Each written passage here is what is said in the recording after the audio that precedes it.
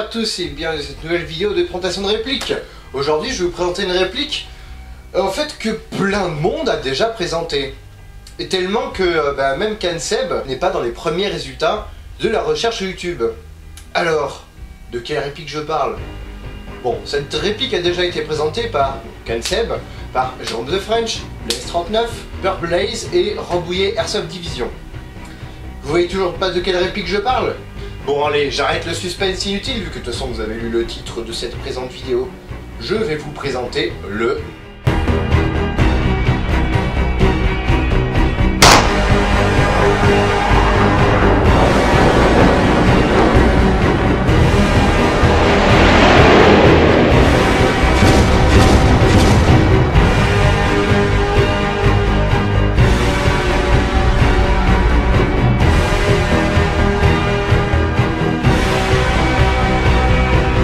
Je vous présente donc le Colt 1911 A1 de la marque KWC distribué par Cybergun. D'ailleurs, des agents vont passer parmi vous pour vous en distribuer un ou deux. Allez-y messieurs, faites votre travail de distributeur. Ah, pardon.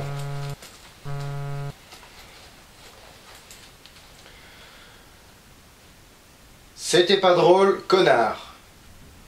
Ah, je crois que Cybergun ne doit pas aimer. J'aurais bien fait un historique de cette réplique, mais la Lune ne faisant pas un trapèze hyperbolique avec Saturne et Sedna, je ne peux donc vous le présenter. Sinon, vous pouvez très bien retrouver l'historique que j'ai présenté dans ma vidéo ici. Au début de la vidéo, il y a l'historique de l'arme en elle-même. Donc allez-y, cliquez. Attention, Colt ne veut pas dire connard obèse, littéralement terrifiant. Tout comme A1 n'est pas une façon de dire qu'on n'est pas d'accord. Ouah, trop la classe! T'as acheté un Colt 1911 A1. C'est quoi alors? Un Colt 1911 A1. Ce pistolet, vous pouvez le retrouver dans toutes les bonnes crèmeries pour un prix de 140 € à peu près. C'est une moyenne, après il y a plus cher, il y a moins cher. J'ai d'ailleurs une petite anecdote à raconter à ce sujet. J'ai fait la connaissance de ce bestiau lors d'une OP qui avait lieu en mai, chez Chambly Airsoft, que je salue d'ailleurs très chaleureusement vu que c'est lui qui m'a vendu ce pistolet. Et donc cette OP, on a fait une partie zombie pendant la nuit. Il y avait des survivants et des zombies. Les survivants étaient 6, avec une réplique de poing ou fusil à pompe. Les zombies, eux, n'étaient pas armés. Par contre, ils pouvaient toucher les survivants qui, eux, perdaient la partie. Donc ils mouraient. Et à un moment, je me suis retrouvé zombie. Une personne m'a tiré dessus, comme ça, dans les fesses, à 2-3 mètres. Sa puissance variant entre 300 et 360 FPS, à peu près. Je peux vous dire que j'ai chanté. C'est quoi ce Colt qui fait si mal? Il m'a enlevé une partie de fesses. Pour mon honneur, je me suis vengé. Le proprio lui aussi a crié. En effet, il a accepté, il a été bon prince, que je lui rende l'appareil. Donc on s'est remis à peu près aux mêmes distances, je lui ai tiré exactement au même endroit et il a crié. Mais bon, un tout petit peu plus et il aurait été dans le coltard. Ah, pardon. T'es viré. Ok, ça m'a fait pas rire non plus a priori. Ce pistolet fonctionne avec des sparklettes de CO2. Comme celle-ci. Qu'on insère dans le chargeur. Ah, je crois qu'elle veut parler. Sparklet. Dans le pack, nous trouvons donc une belle boîte, il faut le dire, elle est jolie. Je n'en ferai pas l'étude, mes collègues l'ont déjà fait. Avec deux clés Allen, là il y en a qu'une, la deuxième est déjà rangée. Une, a priori, pour enlever le mécanisme de la glissière. Et la deuxième pour, donc celle-là qui est mouse costaud, pour le talon du chargeur, pour pouvoir insérer la sparklette de CO2. On a également un paquet de billes et puis... la Sainte Notice. Oh, j'en ai rien à foutre de la réplique. Je fais une collection de notices. Oh, c'est trop fort. Oh, moi. Sainte Notice, apporte-moi la bonne parole. Enseigne-moi les bonnes manières et apprends-moi à lancer des billes à grande vitesse. Les chargeurs ont une capacité de 17 filles. Putain, on en met du monde là-dedans. Ah merde, j'ai mal lu, pardon. 17 bébés. C'est un congélo en fait. Pour insérer votre cartouche, votre sparklet, donc il faut tout d'abord dévisser la vis en dessous. Hop, on insère la sparklet, du bon côté tant qu'à faire. On tourne, à partir de ce moment-là vous avez une résistance, il faut y aller franco. Voilà, aïe, pas besoin de serrer plus. Si vous serrez plus, ça va niquer tous les joints. Je dis qu'il faut tourner assez vite parce que si vous ne le faites pas, le gaz va partir. Et quand le gaz part, c'est un moment très difficile à passer parce qu'il se répand partout. Vous pouvez avoir un petit peu de mal à insérer le chargeur puisqu'on a une résistance ici. Donc, bien faire attention, tapez ou bien appuyer dessus. Parce que ce serait con que vous ne l'engagiez pas complètement en fait. Parce que là, vraiment là, il faut appuyer comme il faut. Tout comme pour l'enlever, ça peut être un petit peu difficile à manipuler. Le bouton a un petit peu de mal, ça j'avoue. Mais bon, c'est pas grave, au moins ça évite que le chargeur tombe tout seul. Et d'ailleurs, il est plus facile de l'insérer quand il y a une sparklet dedans. Quand il est vide, c'est encore plus chiant. Et ce serait vraiment dommage de le perdre. Parce qu'un chargeur, c'est 35 à 40 €. Mais après, contrairement à d'autres pistolets d'autres marques, je trouve ça quand même bien que la sparklet soit dans le chargeur. Ce qui fait que pas de chargeur, pas de problème. Sécurité. Et ce qui fait aussi que vous pouvez déjà préparer vos chargeurs à l'avance. Voilà, comme ça.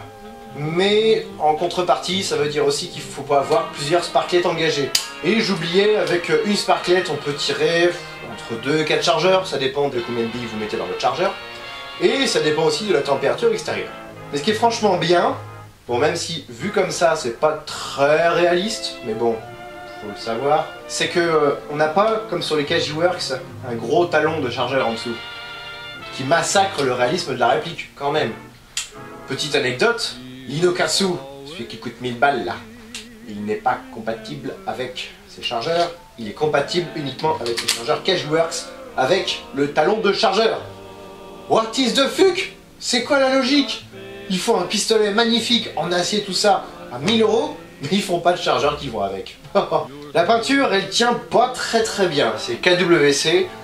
Ils ont une réputation pas top à ce niveau-là, mais il y a un truc qu'il faut remarquer, c'est qu'ils ont choisi la bonne couleur. C'est vraiment une très jolie couleur, comme le vrai en fait, sauf que bon, le vrai n'a pas de peinture bien entendu, qui veut imiter la parkerisation. C'est très bien foutu. Le seul inconvénient, c'est les marquages. Pourquoi il y a des enfants blancs? Ça sert à quoi? Bien, ça fait joli, mais c'est pas réaliste. Donc, pour en venir au marquage, sur le côté gauche, nous avons des marquages blancs, sur le côté droit, nous avons des marquages blancs, et... Oh, pardon. Oui, allô, pardon. Monsieur Marsac? Ah oui, vous êtes le patron de Silvergun, d'accord. Vous voulez rajouter un marquage blanc? Oui, je vous écoute. Ah, vous voulez le rajouter par terre, à l'endroit où il y aura mon cadavre. Très bien, monsieur Marsac. Au revoir, merci beaucoup. Donc je disais que à gauche, les marquages sont très réalistes, mais en blanc. Bon, après, c'est discret. C'est discret quand même, pas trop à se plaindre. Et sur le côté droit, nous avons des marquages totalement fantaisistes, en blanc également. Totalement fantaisiste, puisqu'on a un numéro de série unique. Enfin, quand je dis unique, c'est vraiment propre à cette réplique-là. Les voisins auront un numéro différent. Parce que, oui, c'est vrai, unique. C'est unique pour toute la gamme ou juste pour cette réplique? Marquage spécifique pour cette réplique ou marquage spécifique pour ce type de réplique? C'est parfois un petit peu difficile de s'y retrouver. Et nous avons également M1911A1 calibre 6 mm pour finir par un joli KWC Made in Taiwan. Jamais au grand jamais vous n'aurez, sur des Colt 1111 originaux, un marquage de ce genre, avec marqué Made in Taiwan. Made in, capitale de Taïwan, bien entendu. Quelle est la capitale de Taïwan? Made in. Made in Taïwan. Mais il y a une parade! Non, je parlais pas de ce type de parade. Qui c'est le con qui a fait le montage? Encore le même que la dernière fois, hein, c'est ça? La carcasse de la réplique est en Zamac. Comme vous le savez, le Zamac, ça peut se rebronzer. Après, la culasse est en aluminium, donc je vais essayer avec du aluminium black pour voir si je peux rebronzer la culasse. Mais la carcasse, elle, peut se rebronzer, ça c'est sûr. Et j'ai essayé de passer les marquages avec du brunisseur à froid, et en effet, ça a fonctionné. Ce qui me fait dire que, en fait, les marquages ne sont pas peints.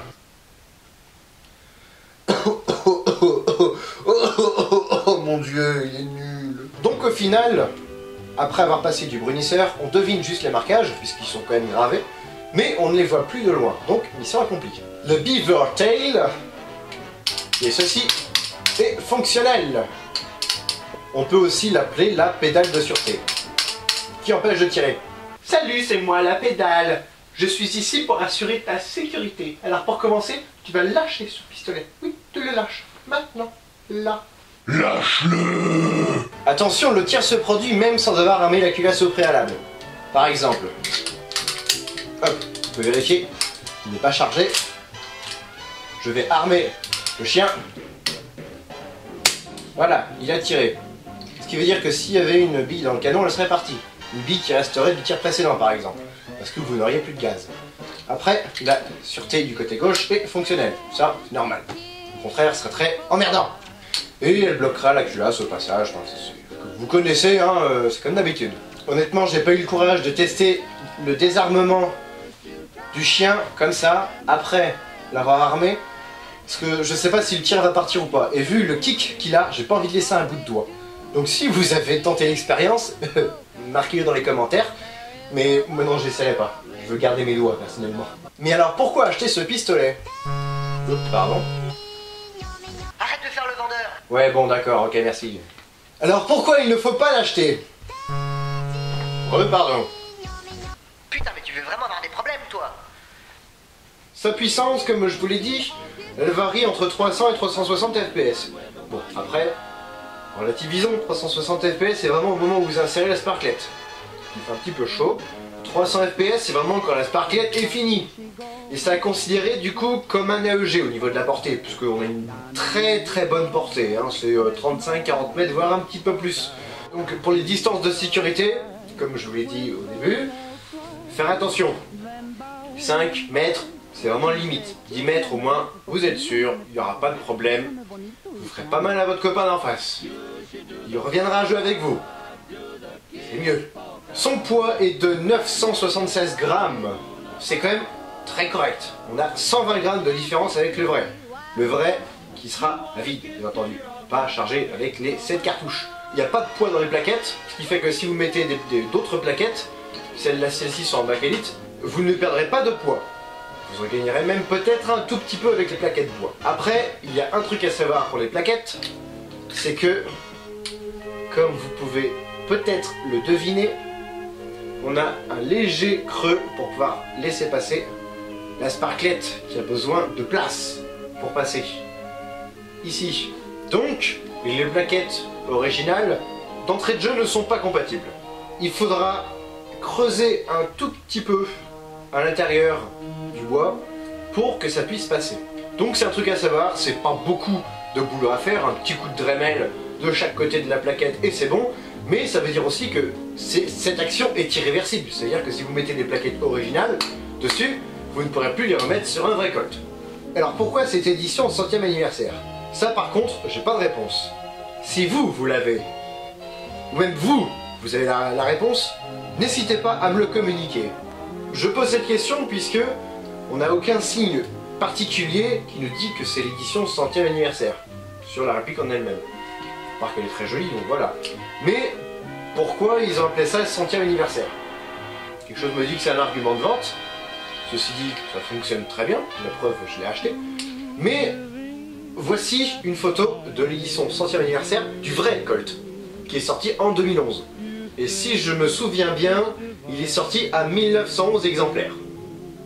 Mais je ne suis pas sûr. Bah, pour le coup, le doute est permis. Enfin, on peut voir, 100e anniversaire, ça n'a rien à voir. Enfin, ça c'est une édition 100e anniversaire. Ça, c'est un Colt 1911. Voilà. Donc au final, je n'ai pas la réponse à cette question. Si vous l'avez, n'hésitez pas à mettre dans les commentaires. Franchement, j'ai hâte d'être en 2042 pour le centenaire de la MG42. La course de la détente, elle est très faible. Limite, on pourrait presque assimiler ça à un revolver. Exemple. Voilà. C'est vraiment très faible. C'est un simple action. C'est pour ça que c'est facile de pouvoir la manipuler. Donc ça veut dire aussi toujours respecter les 4 règles de sécurité élémentaires du tir en général, mais ça comprend également l'airsoft. Pour énoncer ces répliques, je vais utiliser le mot arme. Ça va en choquer certains, mais là, ça comprend les armes et les répliques. Donc, je vais dire le mot arme, puisque, après tout, c'est une réplique d'arme.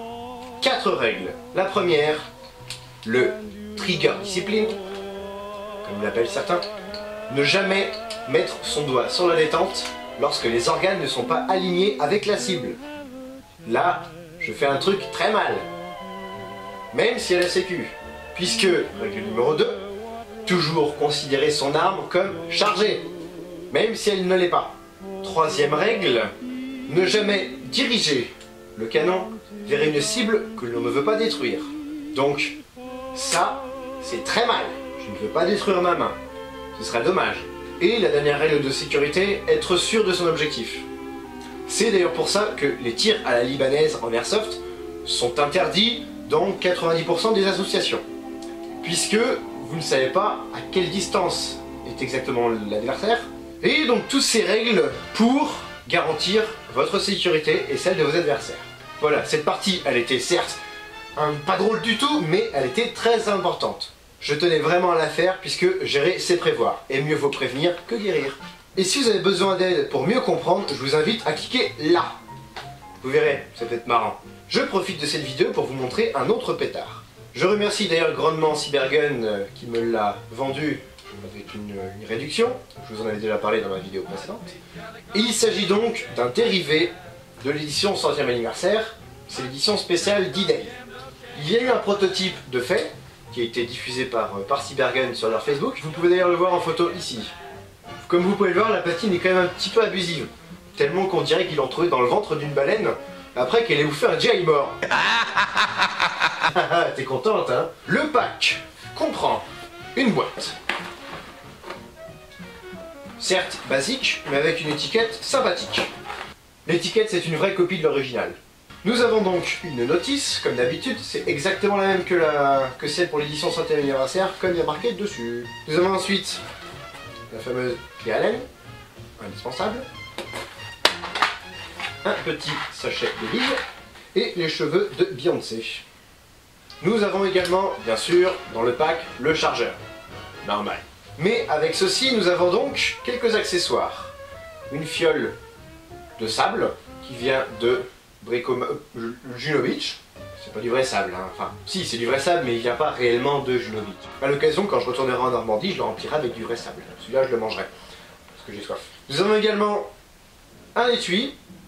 On dit étui, on dit pas douille, techniquement. Neutralisé, il y a un trou, percuté, donc c'est bien un vrai.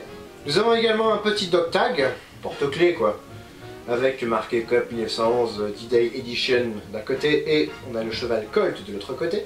Ce qui veut dire que Colt est dans le coup au passage, c'est de la vraie entreprise.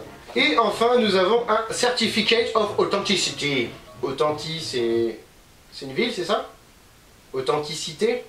Ce certificat d'authenticité, on peut voir au passage qu'il a le numéro 035. Le 0 a été rajouté à la main par les mecs de chez Cybergun, ce qui prouve que ce pack a été assemblé en France, et pas à Péterschnock-les-Bains. Et 035, donc 35... Ils ont eu la gentillesse de me réserver le certificat numéro 35, clin d'œil à la taille de ma bite. Et ben, le 0, c'était vraiment pour faire le clin d'œil jusqu'au bout. À savoir qu'il n'y a que 240 exemplaires qui ont été fabriqués. À savoir aussi que si vous regardez cette vidéo après juillet 2014, tous ces exemplaires seront vendus. Je suis désolé. D'ailleurs, à savoir, c'est même pas sûr qu'ils soient commercialisés en Amérique, en Angleterre, tout ça, puisqu'il n'y a pas le bout orange. Donc n'hésitez pas, si vous habitez aux États-Unis ou en Angleterre, à ajouter cette information. Dites-nous si vous avez déjà eu l'occasion d'avoir cette réplique entre les mains dans votre pays. Et donc le tout est vendu 240 €. Pourquoi une différence de 100 €? Tout d'abord, on a plus d'éléments dans le pack spécial D-Day que dans celui 100e anniversaire. Ça ne justifie pas les 100 €. Ça doit justifier, allez, peut-être 20-30 €. Après, on va rajouter 10 € ou 15, je sais plus, par réplique customisée par la personne qui l'a fait. Et puis on va rajouter après le fait que cette réplique n'est distribuée qu'à 240 exemplaires. Donc, plus rare. Pourquoi vendre le même prix quelque chose qui est plus rare? Donc voilà, c'est une technique commerciale. Vous auriez pu la vendre beaucoup plus cher. Ça aurait peut-être gueulé, mais ce serait parti quand même. Puisque cette réplique est destinée pour les collectionneurs. Clairement, si vous avez l'occasion d'acheter cette réplique ou l'occasion d'acheter le 100e anniversaire, si c'est juste pour jouer, logique, vous prendrez le moins cher, puisque la mécanique est exactement la même. Et puis après, c'est possible que vous n'ayez pas des mains très habiles, on va dire, et que vous ayez peur d'abîmer votre réplique de 100e anniversaire, de la patiner et de la patiner trop, puisque le mieux est l'ennemi du bien. Donc de pouvoir acquérir une réplique déjà patinée, pour certains d'entre nous, d'entre vous, c'est un cadeau. C'est très bien, il est déjà joli à l'origine. Peut-être un tout petit peu trop patiné ici, mais le reste est vraiment parfait. A savoir également, comme je le disais, que la carcasse peut se rebronzer, donc j'ai rebronzé les parties et la vraie patine viendra faire le boulot. Donc il y a déjà quelques endroits qui se sont éclaircis et c'est très bien. Et c'est aussi là qu'on peut voir que les marquages, on les devine mais on ne les voit plus. Ce pistolet n'est donc là en fait que pour agrémenter votre vitrine. Et personnellement, j'aurais moins de mal à utiliser celui-ci en partie, qui est déjà fort abîmé, plutôt que l'autre, qui est vraiment nickel, où la peinture est encore là. Donc, j'aurais moins de mal à l'abîmer, on va dire, puisqu'il l'est déjà un petit peu. Honnêtement, cette édition D-Day, vous la trouvez comment au niveau de la patine? Hein? Vous vous dites, ouais, c'est peut-être un petit peu trop poussé. J'ai rebronzé un petit peu la carcasse en dessous, donc ça l'était un petit peu plus avant, comme vous pouvez le voir sur la photo là. Mais quand on compare cette photo là à cette photo là, on peut voir qu'en fait c'est plutôt bien fait. Pour conclure sur ces deux pistolets, vous allez vous dire, ah mais il a dit presque que des avantages. Aurait-il été payé par Cybergun? Non. Enfin, si, un petit peu, avec la réduction. Mais, pour autant, je ne vois pas d'inconvénient à part le fait que le chargeur bloque un petit peu et qu'il a une puissance excessive pour un GBB. À part ça, il n'y a que des avantages. J'ai entendu dire qu'il pouvait y avoir des problèmes de fuite dans le chargeur. Personnellement, cette Sparklet, elle est engagée depuis 1 mois dans ce chargeur. Je sais, c'est pas conseillé, mais je m'en sers tellement peu en ce moment que la Sparklet est toujours là. Et pourtant, elle fonctionne toujours. Marrant, elle l'a fumé. C'est fun. J'aime beaucoup. Pardon, je divague. Vague. La blague n'était pas de moi mais de François Pérusse que je répète bêtement ce que d'autres ont dit intelligemment. Voici donc le test de tir. 348,6. 350,4. 350,2. 339,7. 355,2. A noter que l'arrêteur de culasse fonctionne à tous les coups.